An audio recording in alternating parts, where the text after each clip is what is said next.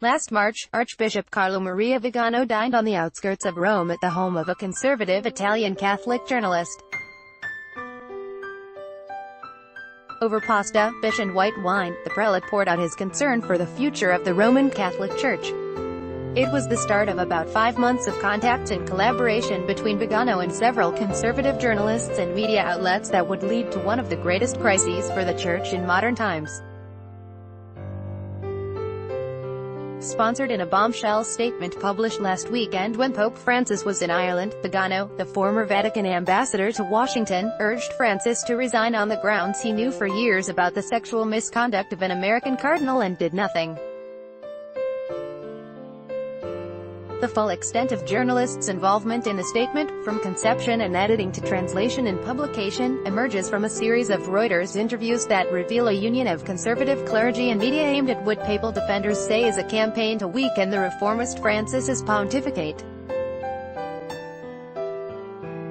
Since his election in 2013, conservatives have sharply criticized Francis, saying he has left many faithful confused by pronouncements that the Church should be more welcoming to homosexuals and divorced Catholics and not be obsessed by culture war issues such as abortion. The conservatives have declared war and they are convinced they can reform the Church with a frontal attack, a senior Vatican prelate said, speaking on the condition of anonymity because the line is silence. Now, Vigano said he had told the Pope of the allegations 5 years ago, soon after Francis's election. The statement included no supporting documents and also accused a long list of current and past Vatican and U.S. Church officials of facilitating the expansion of a homosexual network in the Church. Pope Francis told reporters on his plane returning from Ireland that he would not say one word about the accusations. Read the document carefully and judge it for yourselves. It speaks for itself, he said. Vatican sources say it still has not been decided if the Vatican will issue a detailed institutional response to Vigano's accusations, which they say have caused consternation among many members of the faithful.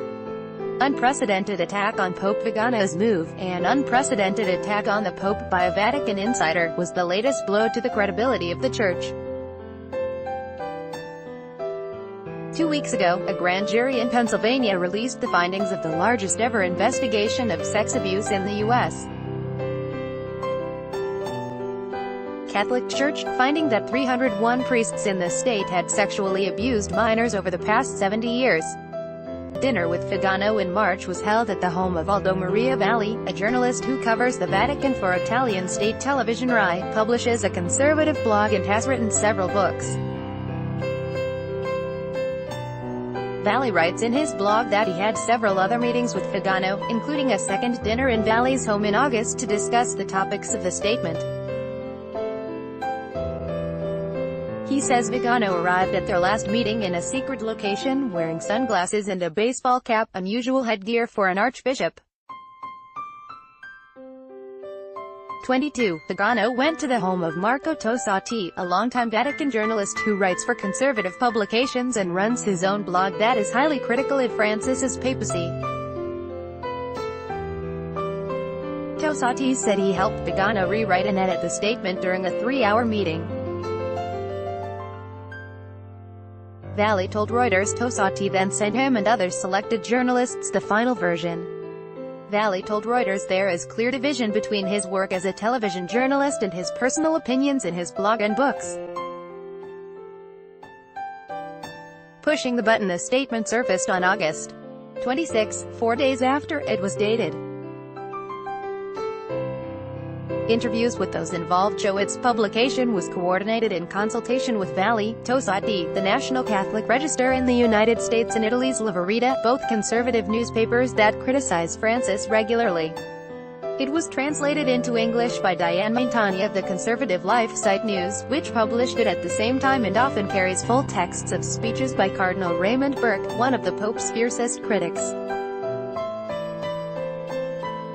It's very reminiscent of what is going on in conservative politics in the United States.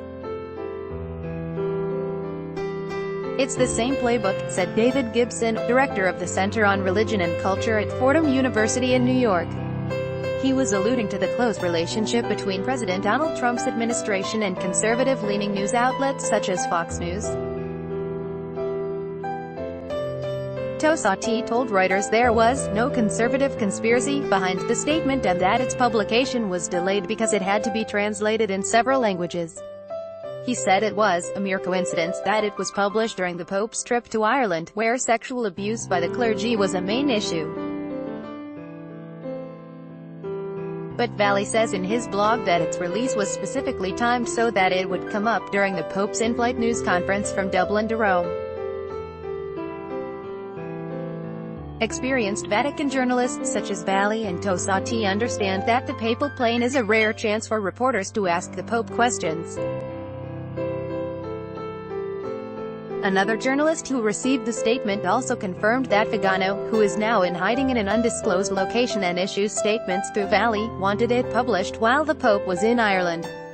Obviously Vigano is being used as a weapon by a whole coterie of people who can't stand Pope Francis and the changes he wants to make to the Church, said Alexander Stilley, professor of international journalism at Columbia University in New York and author of several books on Italy. People who would defend to the death the doctrine of papal infallibility have no difficulty in treating a pope who has been elected by all the standard Vatican protocols as if we were a corporate manager who could be fired from one day to the next. Reporting by Philip Palella, editing by Mark Van Dyke and Mark Heinrich.